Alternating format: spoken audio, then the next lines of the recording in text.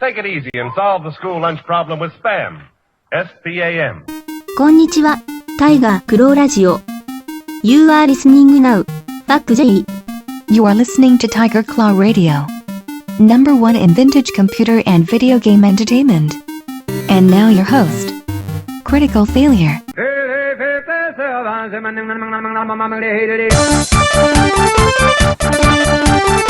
Ah, yes. Oh, checking the levels again.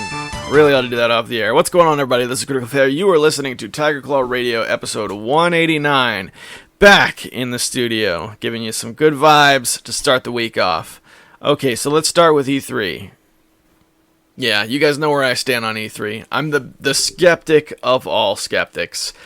However, I've watched a couple roundups of E3 thus far. There are a couple of things worth going over. We'll get to that later. We're going to start with a track from the Spamtron album. We played something from this last week. This is Never Say Die from 2009.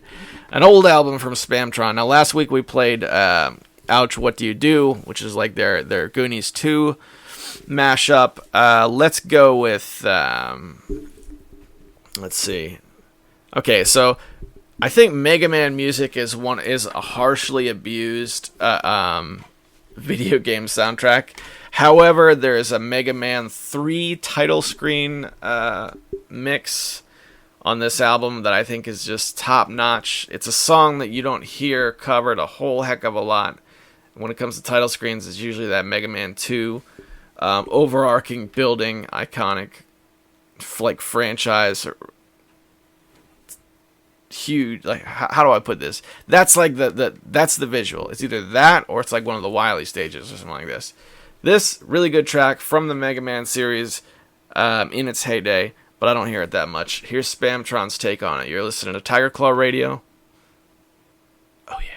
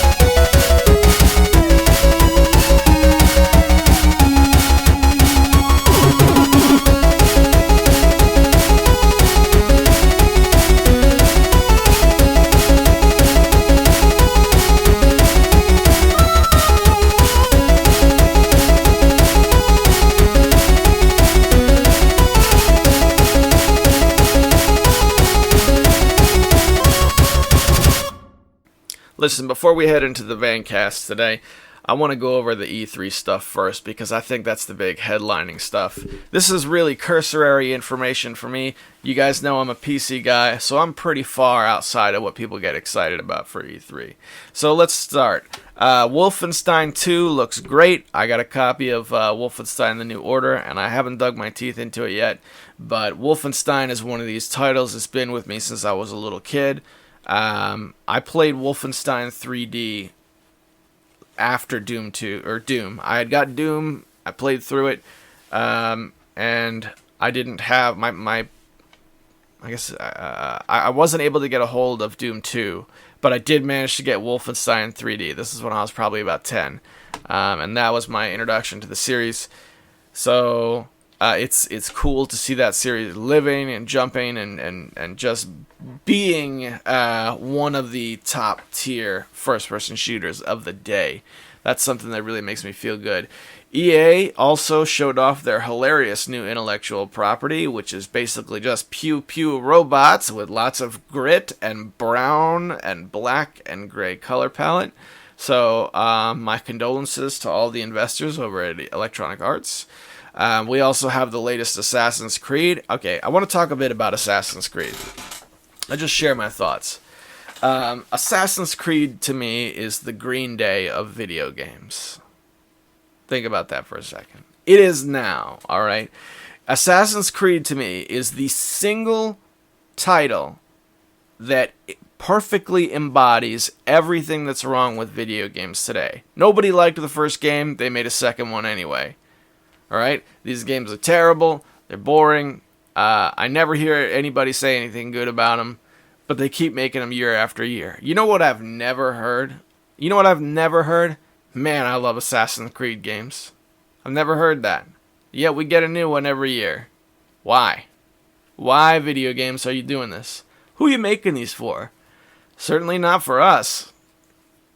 Beyond Good and Evil 2 apparently had a snippet that, but I just watched roundups. I didn't watch footage because I couldn't bear to spend long periods of time watching a presentation only to get a piece of information that could be summed up in a second and a half. So that is a game. The original Beyond Good and Evil, I know it's a beloved game, but it's another one I never got around to playing. I was a big Tomb Raider fan, so I'm told I would really like it. I just never quite got there. Speaking of the original Beyond Good and Evil, the GOG summer sale is still on. I'm going to head over there right now. Let's just see how much this costs. Head over to GOG.com. I've been playing that Hidden and Dangerous that I bought there a little bit ago. Alright, summer sale 2017. It's on now. Rebel Galaxy free with your... Wait a second. Rebel Galaxy free with your first purchase.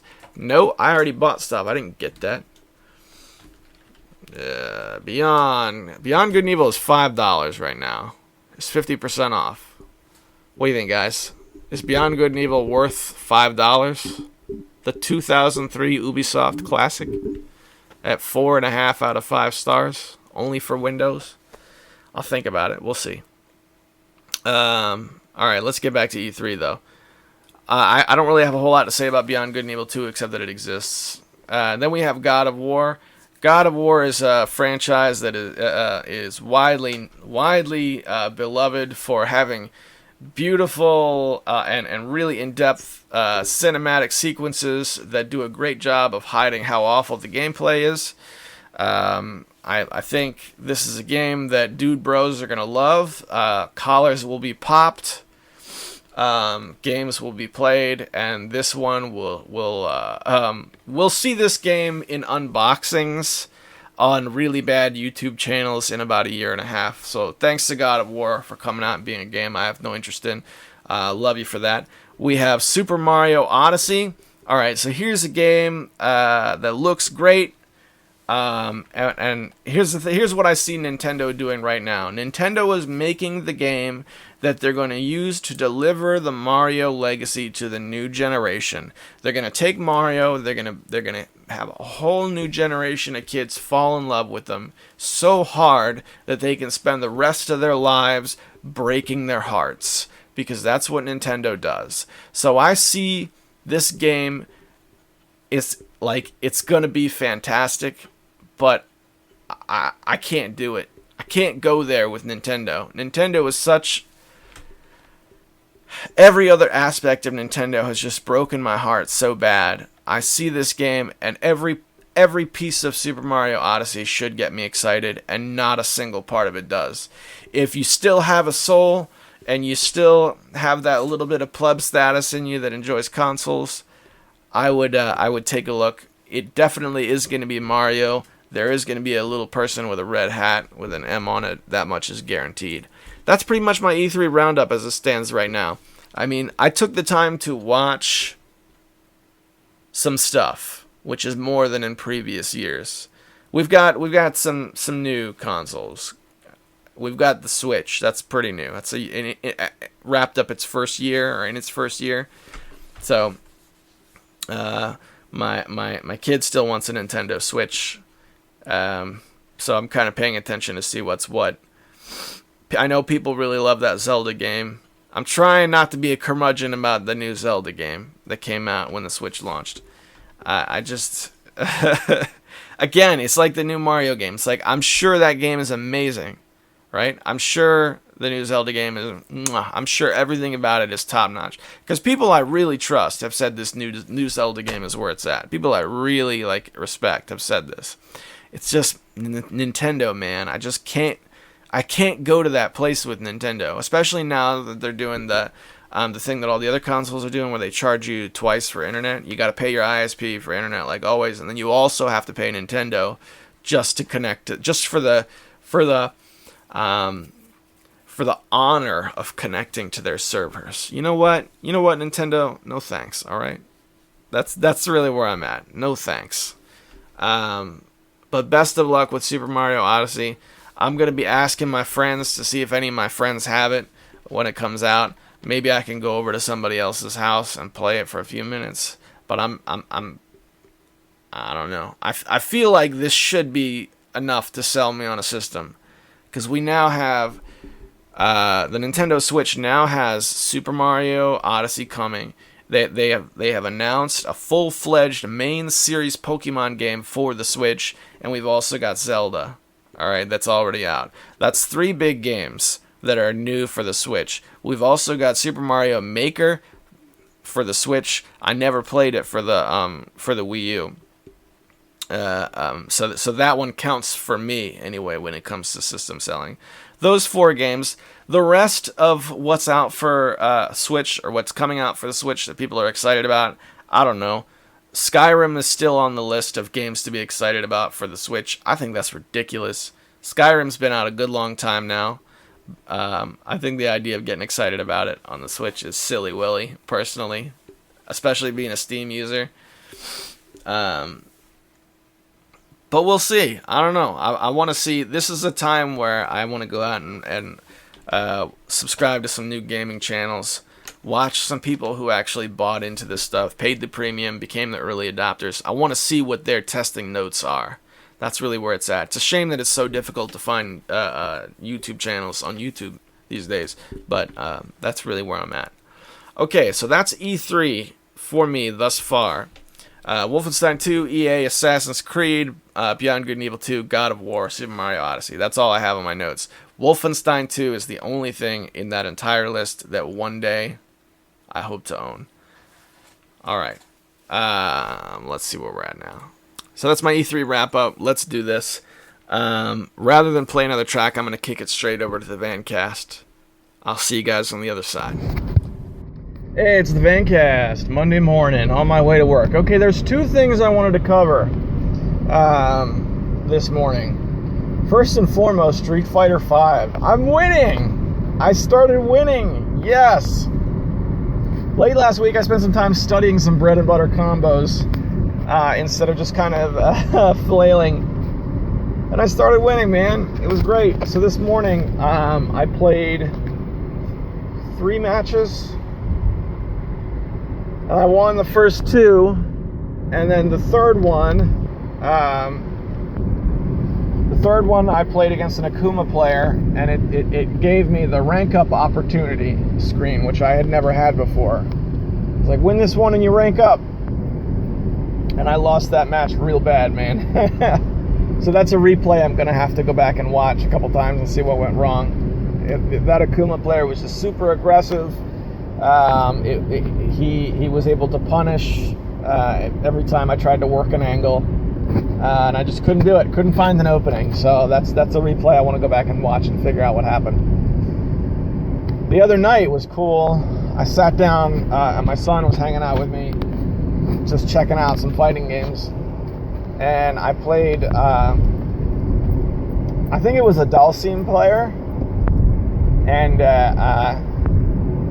our first match, he had the rank up opportunity and he won and he ranked up. And then the second match, I beat him. He went from rookie to bronze. And since we were 1-1, it let us play a third match, and I beat him again. This was like when I first started really putting solid by-the-book combos in my arsenal. So I beat him twice in a row, and he ranked back down again. He deranked, which was, it was beautiful. My boy and I were laughing about that quite a bit, which was pretty cool. And then after that, I played through the arcade mode of Street Fighter Cross Tekken, just so my boy could see it. He seems more taken with Street Fighter Cross Tekken than he does with Street Fighter 5. I think it's the 2-on-2 appeals to him, I think, a bit more than the 1-on-1 does. So I don't know. We'll see how that goes. As far as Street Fighter Cross Tekken is concerned, one thing that's different about that game is I bought that game base package, and that was it. I think it was like $5.99 or $4.99 or something during the sale. So there's an awful lot of locked characters. So if all that goes on sale in the Steam summer sale, I'll have to pick up the DLC to open that game up, because he was really taken with it. So that'd be cool. So that's really all I got for Street Fighter. The next thing I'm going to talk about is Linux. So my secondary computer, which still doesn't have a name yet, has been running Linux Mint for a while, and then the internet stopped working. So here's what was going on. The Wi-Fi adapter would drop constantly, and if you looked at the network settings, it was constantly reading that there was a network. So it's not like the adapter was going out all the way, but it would drop from the internet. I'd have it for 2 or 3 seconds, it would drop out for about 30 seconds. In 2 seconds, it'd drop out 30 seconds. So based on all the reading that I did, the most likely scenario is that for whatever reason, the driver that I had was overwritten, probably when I did a kernel update. It was overwritten with something that did not have power controls, the power distribution options. Excuse me. So what was happening was the card was underpowered. It was not getting the voltage it needed to operate, which is awesome, because it's like the operating system was failing to operate my system. Thanks, Linux Mint. To be fair, I should not have been doing those development kernel updates. I was doing them because I was under the impression anything I could do to make my system more secure, I would do. But those are kernel updates that are labeled as for development. So now I know not to make that mistake again. I had been wanting to try something apart from Linux Mint on my secondary computer for a while, because I'm a Mint user on my primary rig. And this was the little push I needed. So I went over to DistroWatch, and I was looking at some of the top distros, and I picked out LMLS, which is a distro that, how do I put this? I thought I was getting something else. You know, it's one of those things where it was made up of 4 letters, and the thing I thought it was like 1 letter off. So I literally adopted this distribution by accident, and then I got it all installed, and I was like, this isn't quite what I thought it was. But so yeah, I decided to stick with it anyway. So my secondary computer is using LMLS, and I literally adopted it by accident. So awesome. It's a little bit unconventional in the layout. Linux has a lot of conventions that go way back, that as a Windows convert, I haven't been able to get accustomed to. Primary example, GNOME 2 was one of the vastly popular choices for Linux, especially in the old days. And the GNOME 2 desktop environment had the start menu like on the top. You had like a bar across the top where the start menu was in the upper left instead of the lower left. And then I believe there was a bar across the bottom that looked very similar, but it was just kind of empty. Now we have Mate. Mate or Mate is what became of GNOME 2. But that's a desktop environment that looks entirely foreign to a Windows user, but it's bread and butter for old school Linux guys. This looks a lot like a very light running version of GNOME 2. That's what LMLS looks like. It's one of my only requirements was it has to work so I can get on the internet, and I want to have something that runs light. This computer, I didn't want anything like a KDE Plasma or anything Nothing heavy duty like that. I just wanted something little. One of these little light distributions. And that's what I got. So even though it was not what I thought it was, it did the checklist, and I'm sticking with it. So I'll let you know how that goes in a couple of weeks. And that's really it. I did so much van casting last week. I really don't want to beat a dead horse unless I come up with a couple of topics that I want to cover throughout the week. This is being recorded on Monday morning. It's almost 7 o'clock, so there's still a whole lot of week left. But that's it, guys. I'm going to shoot it back to Panzer Studios. Have a good one. That was recorded on Monday, and it is now Friday. Just some updates to that situation. I played Street Fighter V some more after that, and I ended up sliding really hard. I learned bread and butter combos, which is great. I had a bunch of consecutive wins, but I think as a consequence, they started pairing me with more skill-appropriate people, and then I started losing hard. Bread and butter combos are great, but I have to throw punishes into the mix. I started watching my lost replays, and what I noticed was I would get in these situations where I would know what's coming, and I would block it and not know how to capitalize on that window. So I gotta learn my punishes, and that's how I'm gonna do better in Street Fighter V. I still love the game. There's some talk about, I hope I didn't cover this in the Vancast because I recorded it several days ago and I can't remember. There's some talk about Tekken 7 just tearing up the charts. Tekken 7 is really, it has a lot more players than Street Fighter 5 does right now. And people I've seen on the web or net have been arguing over what's going to still be played in another year.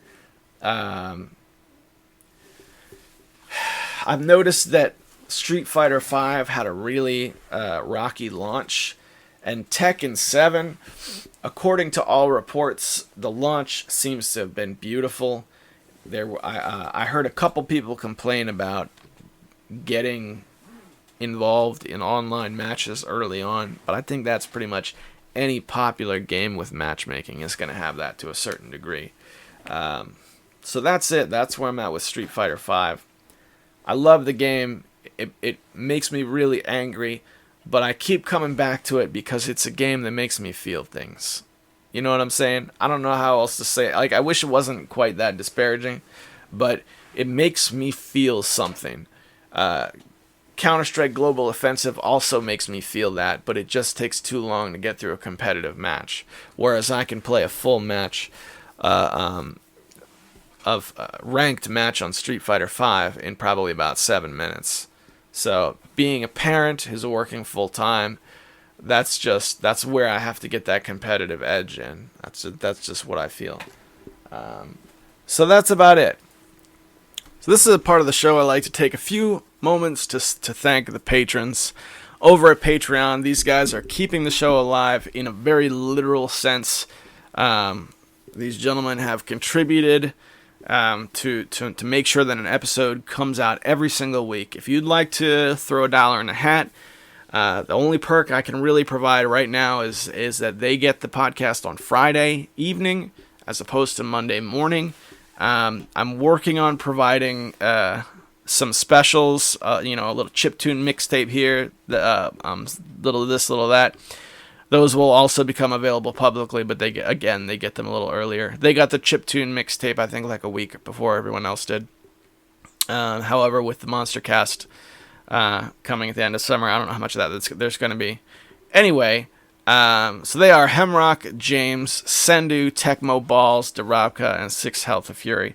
Just want to let you guys know, it is my truest hope that you guys feel like I'm holding up my end of the bargain, because I've taken my promise to put something out every week very, very seriously.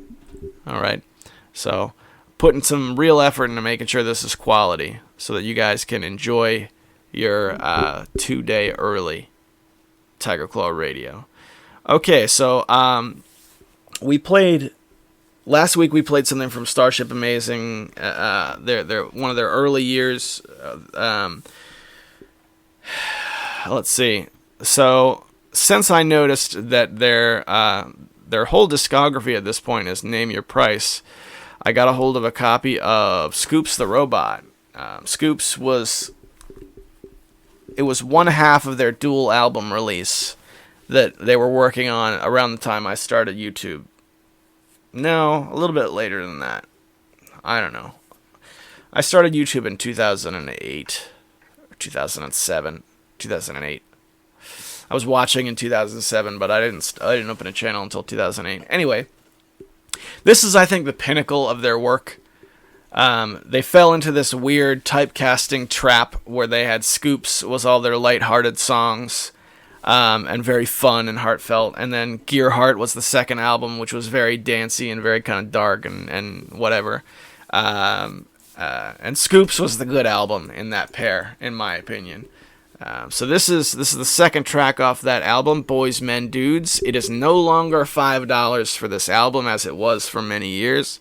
It is now pay what you want on StarshipAmazing.com. It's a really good album. It really, really is. All right, you're listening to Tiger Claw Radio.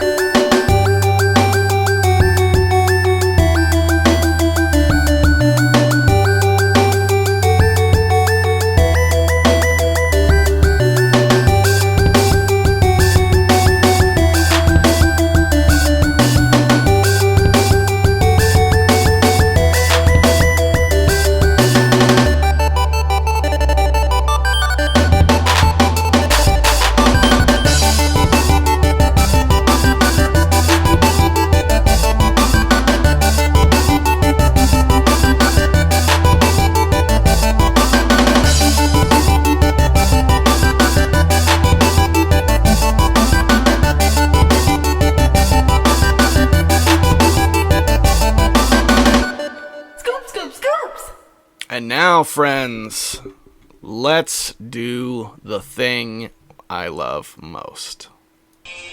It's time for the fail bag.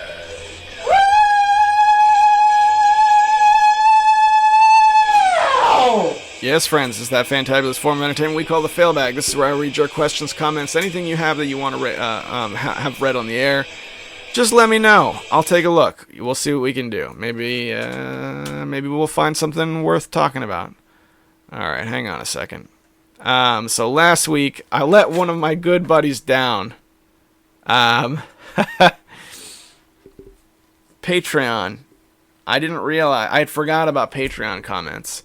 And Sendu left a couple of comments on the Patreon page 2 weeks ago, and then last week he was like, at first I thought you just neglected to read it. Now I know you chose not to. My dear friend, terribly sorry.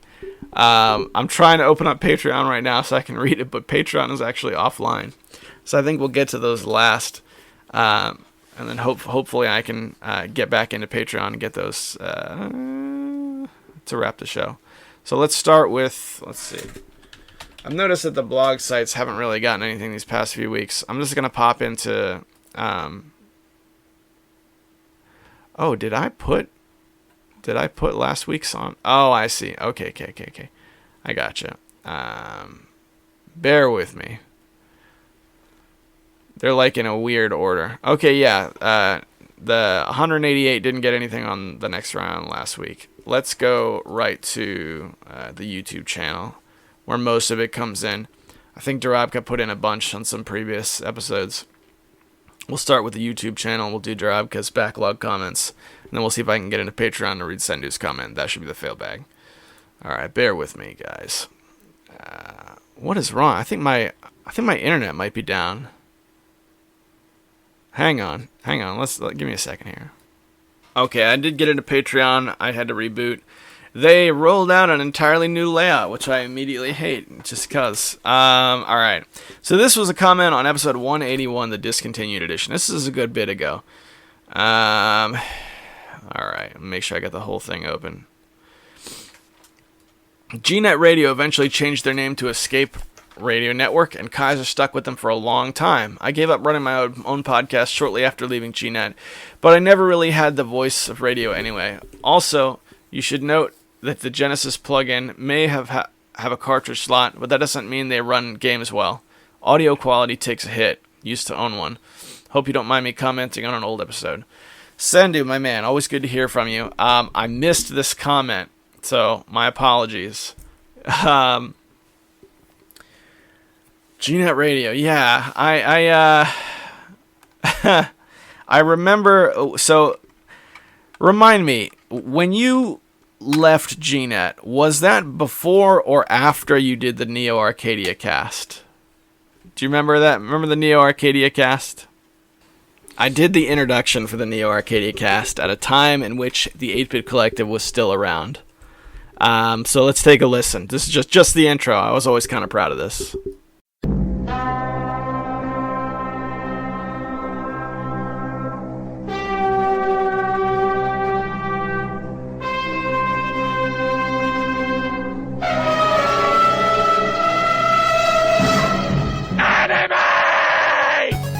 Hi, this is Tiffany Grant, and you're listening to the Neo Arcadia cast. You should appreciate your good fortune. Neo Arcadia. Yes, this is WizWars playing this track. Who, clearly using the, some Famitracker, so the Konami add-on. And he consented to having that track used on the Neo Arcadia cast, which was super cool. I always thought that introduction was super, super cool. But I don't remember if that was before or after GNet Radio.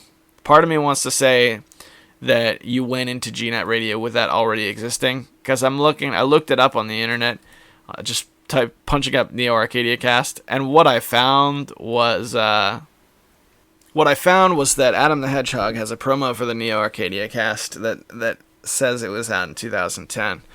So that was an old, for those of you guys who don't know what I'm talking about, that was an old anime related podcast that Sendu was a part of. He was one half of. Yeah, so good times, man. Yeah, GNet was weird because I don't think GNet was I didn't really look back on GNet as super successful, but everybody who was making podcasts in our circle of friends at the time, we all collaborated, we all chipped in and worked together on that site, which was pretty cool. Everybody was making content. There was nobody that was dead, I don't think, except Gooch and the Douchebag. They would disappear for months at a time. It was a cool time, regardless of how successful or not GNet was. Sendu also writes, "This is a good investment. These shows make my long commutes to and from work a lot more bearable." I'm glad, man, because commutes can be tough. They really can. I go through bursts where I listen to a lot of podcasts during my commute, and then they just get tiring, and then I go back to music. Right now I'm listening to music. I went through a couple of Dead Kennedys albums over and over again, and then I just recently got a hold of a couple of albums from All, the later incarnation of the Descendants, minus Milo Aukerman.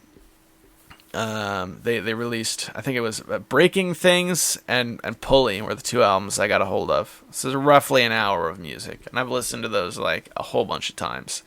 And now I'm kind of looking for something else, so I don't know. Maybe I'll go back to, you know what another good standby is? The Cartridge Club, the CC Weekly. They do a really good one that they put out on their Podbean account. That's a good standby podcasting. Highly recommend CC Weekly. Those guys are good. So those are my. Let's see. Was that all? Yeah, I thought my email came late last week, but now I know you chose not to read it. Alex, you called the fail bag the Vancast on this episode. I'm slipping. You got me. Slipping confirmed. Hashtag slipping. And then I have a really old one about Icewind Dale. But I have a feeling I read this one already, so I'm not going to. This one's from Sean from 2 months ago. All right, so I want to go back to YouTube and read those. But I'm consistently getting internal server errors with YouTube. I think they're down at the moment. All right, so let's do this. Let's play another track off of Scoops the Robot. I have that here. It's standing by. We'll play a Scoops the Robot track. We'll come back. Hopefully YouTube will be back up. We'll read some comments. We'll have a good time. This track, Derek actually sent me an early cut of it. This is called Speed City Kitty. If I had my external hard drive hooked up, I could get out my demos and play some of the weird demos they posted on their website back when they ran a blog, kind of like WordPress. I ought to do that. That'd be fun, since we're kind of digging back into Starship Amazing past. Anyway, this is a great track. It's not very long. It's called Speed City Kitty. This is Starship Amazing. StarshipAmazing.com. You can get this album. It's called Scoops the Robot. It's pay what you want. You're listening to Tiger Claw Radio.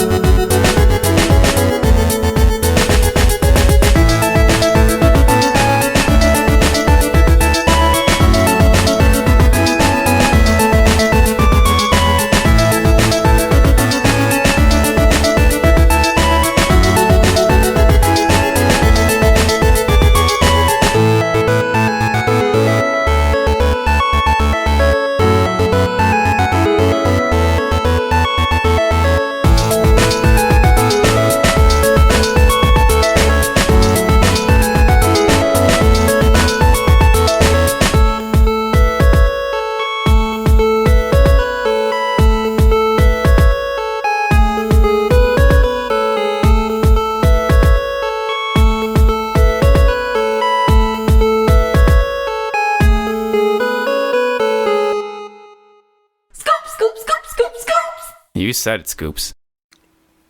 That is it. And YouTube is still down. YouTube's down. I've never seen this happen in all the time I've been on YouTube, that it's been down in the middle of the day like this. So I'm going to change my password as soon as it goes back up. Anybody out there, and I'm not saying that security was breached. Be safe. That's what I'm saying. Change your YouTube password. Change your Google password. Now, if you reused that password anywhere, all of the places you reused it, I would recommend you go and change. Just be safe. Please protect yourselves out there. I don't know what's going on. I think big companies as a whole have a really bad reputation for letting us know about security breaches. So I'm just going to be safe when I urge you to do the same thing. That leaves me in a weird place when it comes to the fail bag, because I know the vast majority of the comments live there. However, I have one backlog comment from Sean. I know he did a bunch, but here's one that I'm going to read, and we'll do the rest next week. This is on episode 187. He writes, I'm doing some catch up on the gloriousness that is TCR. Been busy with stuff, and it's always been enjoyable to know that TCR is regular again. So happy for the Discord server, since I can timestamp when you recorded this TCR, since I was knee-deep in Galactic Battlegrounds and chatting with Swingle. That will carbon for food is something we came up with. I had to self-carbon wood in Age of Star Wars, GB, to get food in a level where resources were scarce. So happy that you read that out loud. It's like the new TBU. As for your comments on FPS gamers trying to be all Team Fortress 2 with classes, champions, it's just as crappy as grinding for better guns and abilities. FPS games are becoming more like MMOs or MOBAs with microtransactions. Back in the day, you would have to know where the best gear was on a level, and at the end of the day, only your skill was what won the match. Now you can duel akimbo with ninja ability, 2 pink and polka dotted shotguns, and yell like a full spectrum warrior. Noob! I'm going to do that this afternoon. Or whatever the latest thing is these kids these days yell into their mics as they play Overwatch or record their latest commentary or trolling video. Anyways, after this mini rant, I totally agree with you. I'll try to get UT99 game going, an elegant game from a more civilized age. That's right. I will post in the last TCR that I haven't yet, just so you know. Question of the week. Would you be up for playing some Jedi Knight Academy with the mod Movie Battles 2? Basically, it's a well-made mod where you can play battles from movies with specific characters. I would be up for it, since I have been on a Star Wars kick for some time now. May the Schwartz be with you. Absolutely, man. Do you remember Blake? You remember that guy? The Killing Floor guy? A couple years back, he would come over to my place and we would play some Jedi Academy on LAN. Like, we would hotwire, like, use an Ethernet cable and just cable a couple laptops together, and there you go. Jedi Academy. I haven't had a whole lot more experience with the game except for that, but I played it enough to know I enjoy it. So yeah, I would be down. Matter of fact, I'll run over to Steam right now and just queue the download, just so that I have it installed. Give me a second. Jedi. Look, it's installed already. Jedi Outcast isn't, but Jedi Academy is. Well, alright. Let me just take one last peek. I think that was everything. Yeah. All the first-person shooters want to be Overwatch now. 5 years ago, they all wanted to be TF2. We had games like Forge. We had games like Brink. You got classes, man. You get to pick the class, and then you work together. It wasn't really until Dota came out and League of Legends, introduced classes, and now Overwatch, and now you can't get away from them. So that's it. This has been a really short one, but the last two ran really, really long, so I think we're about due for a shorter episode. My apologies to the commenters this week who just got lost in YouTube being down. I think next week we'll probably do a Bandcast and then an extra long fail bag to catch up with everything.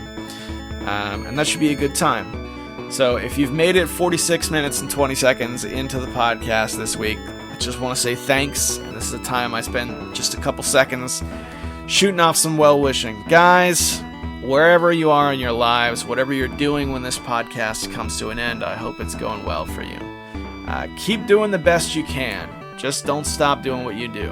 I'm rooting for you. I really am. See you guys next week.